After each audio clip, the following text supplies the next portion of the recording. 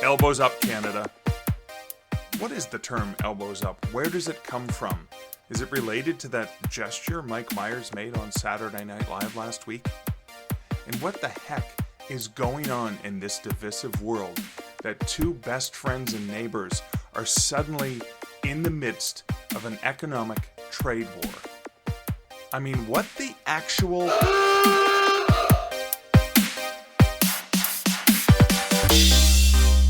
Welcome to the Stark Reflections on Writing and Publishing podcast. There has never been a better time for writers. More information, options, and opportunities are available to you, but navigating these requires insight.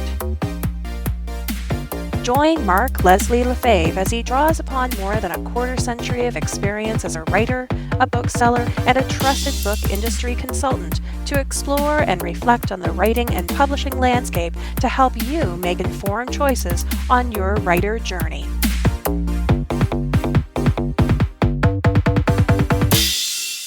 Hello, Reflectives, and welcome to a special between-isode. I'm going to borrow that term from Joanna Penn of the Stark Reflections podcast. It is Wednesday, March 5th, as I am recording this, and I wanted to talk a little bit about elbows up, and also share the main content from this episode is sharing a message that Prime Minister Justin Trudeau shared with the Canadian people, as well as a message to the American people.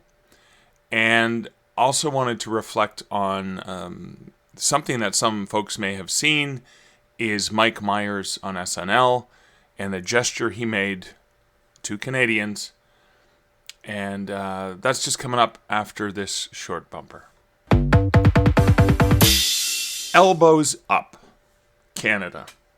It's something I shared on my Facebook page. I shared it as my background image, the Canadian flag with that phrase, and it was inspired, or I was reminded of it when I saw some images of a clip of Mike Myers, Canadian comedian actor Mike Myers, I should say. Michael Myers is a fictional character who murders people on Halloween.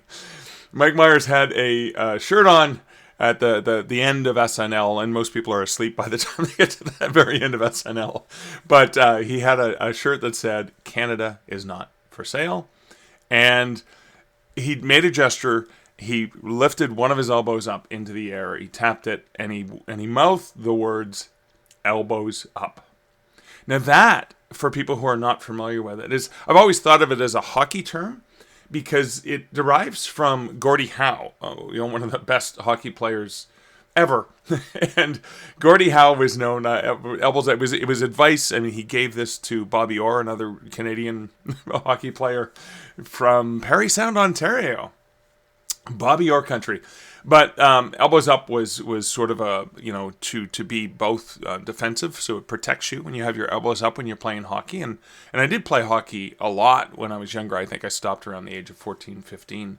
But the idea of you have your elbows up to defend yourself, but you also have your elbows up when you're being offensive. And that's one of the things Gordie Howe was known for. But the term elbows up is, I always thought of it. The other thing, too, is you can't, when you skate hard, and I remember this from hockey, it was your elbows are going pretty hard when you're skating hard. So skating hard, getting in there, getting involved, and preparing to defend yourself, and also preparing yourself to fight back. That's what elbows up is all about. That is a resounding cry that we're hearing in Canada because of the idiotic trade war that the person who is sitting in the Oval Office in the White House in the U.S. has initiated, not just with Canada, but with Mexico. And my message to any Americans who are listening is, I really do love the American people. I have so many dear friends that I love and respect and adore and admire who are American. And there's so many incredible places I've been to in the US. I love you guys so much. But I'm also very disgusted and disturbed by the person who is allegedly leading the country. Who knows who's really leading the person who's supposed to be leading the country. But it is disturbing and disgusting and so anti-American. And I can't not say anything. I've had people criticize me for being too political, but the reality is we all are political. And even our inactions are political. I mean, basically, what was it, 27% or 32% of Americans actually voted for who is currently running the country? People stepped back and did not engage? And they let other people decide that for them? The same thing happened in Ontario here in the election. We had, was it 57% or 52% of eligible voters in Ontario did not vote in the provincial election. Of course, it was the worst time of year in terms of getting out and the weather and the storms and everything. And it was a very quick election, and it happened within a month. And Doug Ford did that on purpose, obviously, so he can maintain power.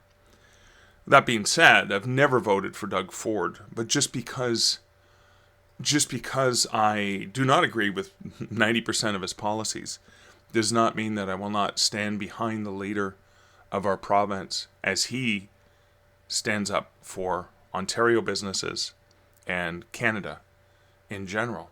Because I'm not a one-dimensional person. I don't identify with any particular leader. I identify with who is going to do the things that are going to move me. And similarly, I don't hate Justin Trudeau, and I never have. I have not voted for him, but I think he's done a reasonable, pretty good, pretty solid job running our country in a very trying time. Yes, he's made some mistakes, and I am just as critical of the people I vote for or the people I support as I am of the people I don't vote for and people I support. I think it's important for us to ensure our own individuality in terms of being nuanced, and that is something that we have lost. We have lost.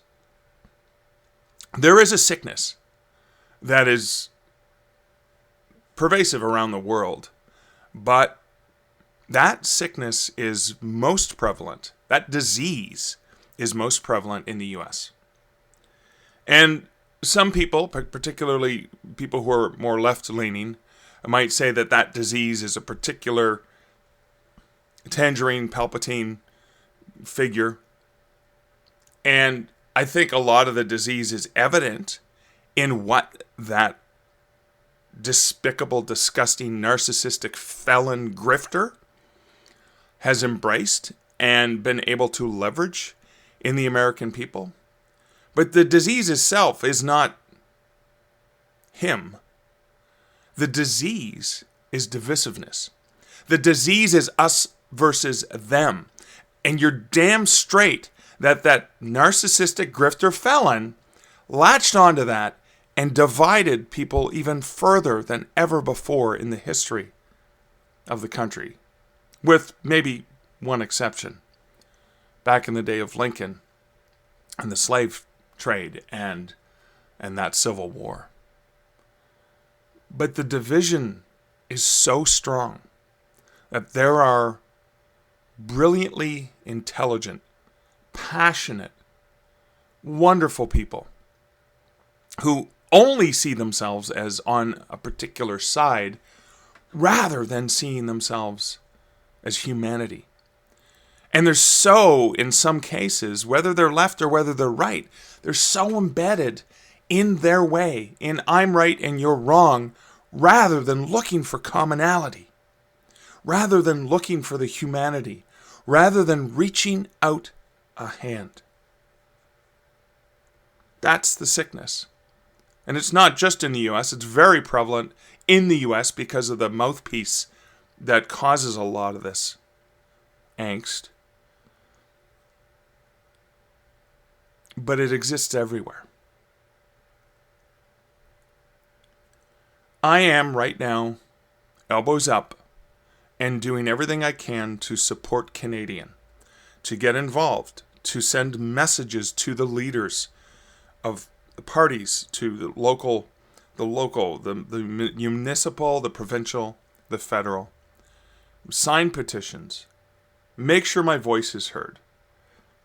When I was in my teens, I learned the power of letter writing. And a small group of students in a very small town of about 2,000 people north of Sudbury in Ontario spent 9 months working on a letter writing campaign, and we helped get a political prisoner of conscience out of a South African jail in the mid-1980s, late 1980s. I know the power of the voice of the people. From around the world, speaking up, sharing, and communicating helped. We as writers have that power. It's so important. And that's one of the reasons why I refuse to shut up about what I think is important. So I do love my American neighbors, but I despise what is happening to you. It almost feels to me like a dear friend of mine has a spouse who is abusive to them. Physically abusive, emotionally abusive, mentally abusive. All of them.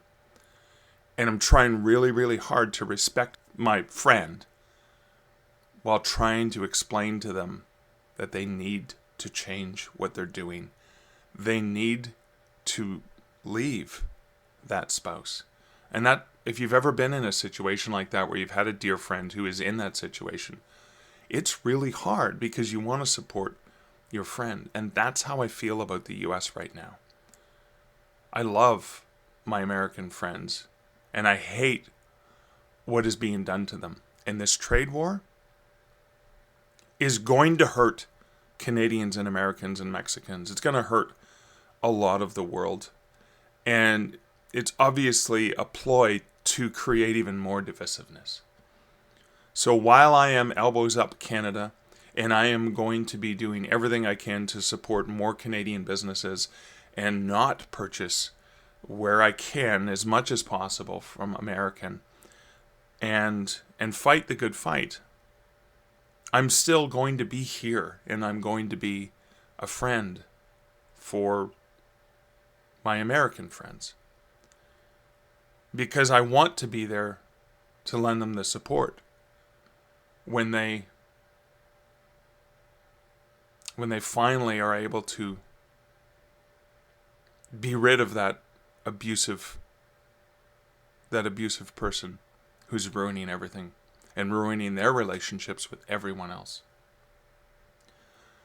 To that end, I'm going to play a quick bumper, and I want to share, particularly for those who may not be getting news from Canada, on March 4th, Justin Trudeau, the Prime Minister of Canada, had a message. He had a message to Canadians, he had a message to Americans, and he had a message to the person who's sitting in the Oval Office. And I have seen Justin Trudeau do some remarkable things. And one of the most remarkable things, because there's a huge MAGA-style movement that has been prevalent in Canada.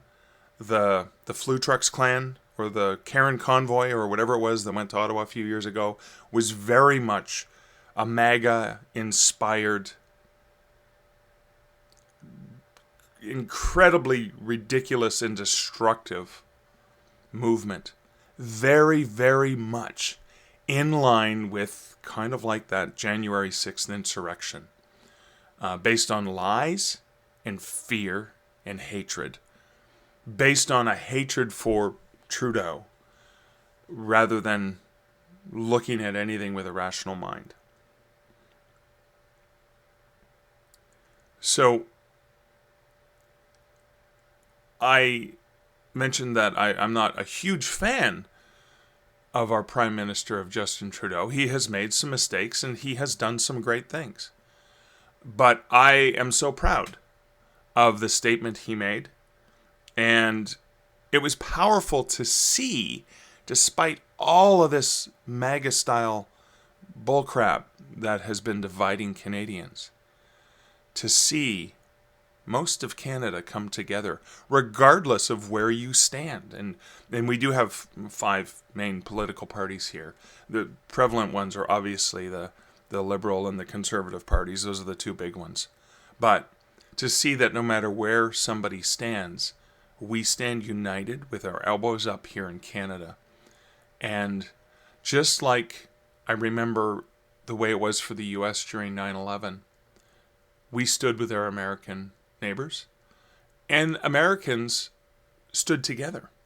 Regardless of whether or not they voted for Bush, they stood together and we stood with them.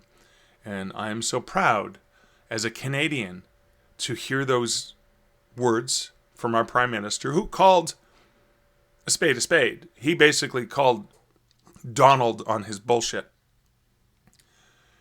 And there's very few people in leadership who are willing to do that. So I really, truly respect that. Similarly, I respect Doug Ford for taking a very vocal, a very verbal stand in the same way, standing alongside, even though Ford is on the conservative side of things and Trudeau is on the liberal side of things. It's very powerful to see most of Canada, including Quebec, standing together. Quebec's usually that odd duck that just wants to separate from Canada, but to see Quebec have that pride. Alberta's a different case because the Premier of Alberta still seems to be pretty much a MAGA supporting Canadian, which seems to be a very traitorous thing to be, particularly right now. But that being said, I'm so proud of Canada standing together with our elbows up, but also ready to switch that gesture into a giant hug. I can't wait to hug my American friends again, because I know it's going to be hard, but we're going to get through this. So here is a clip. I didn't play the French parts, and I cut out some of the beginning and middle. This is sort of a main segment of Justin Trudeau talking about the trade war and talking about what we're doing as Canadians, and with a very important message to Canadians, to Americans, and to the U.S. President. Today, we will also be challenging these illegal actions by filing dispute resolution claims at the World Trade Organization and through the USMCA. But in the meantime, our tariffs will remain in place until the U.S. tariffs are withdrawn, and not a moment sooner. And should these tariffs not cease, we are in active and ongoing discussions with provinces and territories to pursue several non-tariff measures which will demonstrate that there are no winners in a trade war. Now, just like I did a month ago, I want to speak first directly to the American people. We don't want this. We want to work with you as a friend and ally. And we don't want to see you hurt either. But your government has chosen to do this to you. As of this morning, markets are down, and inflation is set to rise dramatically all across your country. Your government has chosen to put American jobs at risk, at the thousands of workplaces that succeed because of materials from Canada or because of consumers in Canada, or both. They've chosen to raise costs for American consumers on everyday essential items like groceries and gas, on major purchases like cars and homes, and everything in between. They've chosen to harm American national security impeding access to the abundant critical minerals, energy, building materials, and fertilizers that we have and that the United States needs to grow and prosper. They've chosen to launch a trade war that will, first and foremost, harm American families. They've chosen to sabotage their own agenda that was supposed to usher in a new golden age for the United States. And they've chosen to undermine the incredible work we've done together to tackle the scourge that is fentanyl, a drug that must be wiped from the face of the earth. So on that point, let me be crystal clear. There is absolutely no justification or need whatsoever for these tariffs today. Now, the legal pretext your government is using to bring in these tariffs is that Canada is apparently unwilling to help in the fight against illegal fentanyl. Well, that is totally false. Let's look at the facts. Our border is already safe and secure. Far less than 1% of fentanyl flows and less than 1% of illegal crossings into the United States comes from Canada. But we acted because we know we can always do better. We responded to concerns, including from the President, by implementing an ambitious $1.3 billion border plan. A border plan that includes generational investments in new AI and imaging tools to stop the flow of fentanyl in its tracks, stronger coordination and information sharing with American agencies, along with the deployment of drones, helicopters, and additional personnel to keep our border secure. Now, a month ago, as part of an agreement with the United States that paused the tariffs, we made further commitments. We appointed Kevin Brasseau as our fentanyl czar, a man who dedicated his multi-decade career in law enforcement to combating organized crime networks and drug trafficking. We designated 7 drug cartels, sick, evil groups who cynically profit off the pain and suffering of people on both sides of the border, as the terrorist organizations that they are. And just yesterday, we launched a new joint operations partnership supported by a $200 million investment between Canada's security and law enforcement agencies, a partnership that will enhance the coordination of information and intelligence in order to thwart criminal gangs involved in the illegal fentanyl trade. And critically, our actions are working. As the U.S. Customs and Border Protection just acknowledged, there was a 97% drop in fentanyl seizures from January compared to December, to a near zero low of less than half an ounce seized in January, even with all the further enforcements and actions we've taken at the borders. In sum, we stepped up. We engaged closely and constructively with the President and his administration. We did everything we promised. We stuck to our word. And we did it because we believe in working together to protect our citizens. Now I want to speak directly to one specific American, Donald. In the over 8 years you and I have worked together, we've done big things. We signed a historic deal that has created record jobs and growth in both of our countries. We've done big things together on the world stage, as Canada and the US have done together for decades, for generations. And now we should be working together to ensure even greater prosperity for North Americans in a very uncertain and challenging world. Now, it's not in my habit to agree with the Wall Street Journal, but Donald, They point out that even though you're a very smart guy, this is a very dumb thing to do. We two friends fighting is exactly what our opponents around the world want to see. And now, to my fellow Canadians, I won't sugarcoat it. This is going to be tough, even though we're all going to pull together, because that's what we do. We will use every tool at our disposal so Canadian workers and businesses can weather this storm. From expanding EI benefits and making them more flexible to providing direct supports to businesses, we will be there as needed to help. But Canada, make no mistake, no matter how long this lasts, no matter what the cost, the federal government and other orders of government will be there for you. We will defend Canadian jobs.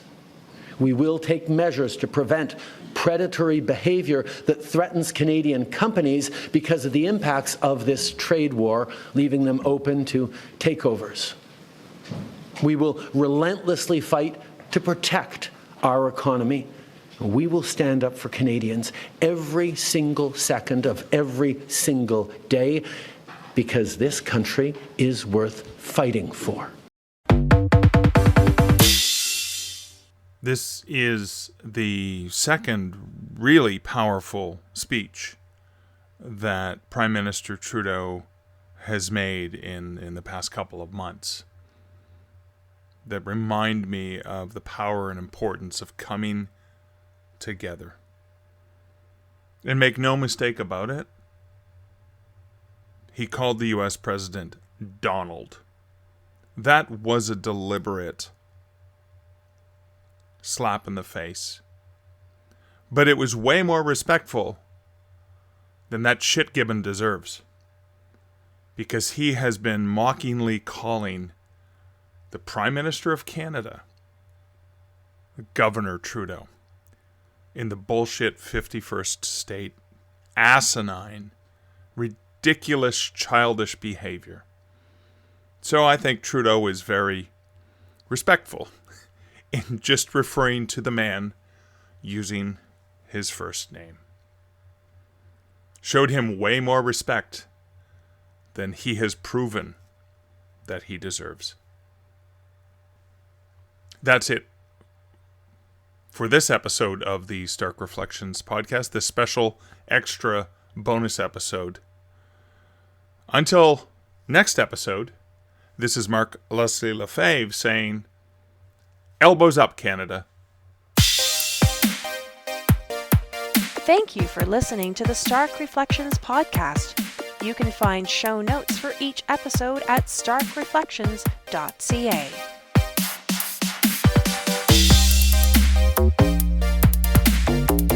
The music for this podcast, Laser Groove, was composed and produced by Kevin MacLeod. Check out more of Kevin's great music at incomptech.com.